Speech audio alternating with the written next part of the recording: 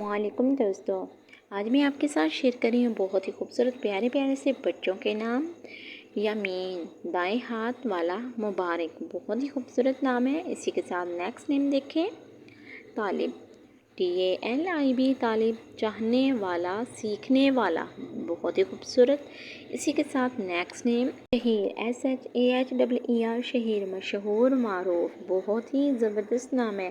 पहले दोस्तों, छोटे से चैनल पे न्यू है तो चैनल को जल्दी से सब्सक्राइब करें। नेक्स्ट नेम देखें, सादुल्ला, अल्लाह का खुश नसीब बंदा, अल्लाह का खुश नसीब बंदा। तो इसी के साथ नेक्स्ट नेम देखते हैं हम, जो कि वो भी बहुत ही प्यारा और बहुत ही ज़बरदस्त नाम है, राशिद, RASHID, राशिद, सीधे रास्ते पर चलने वाला।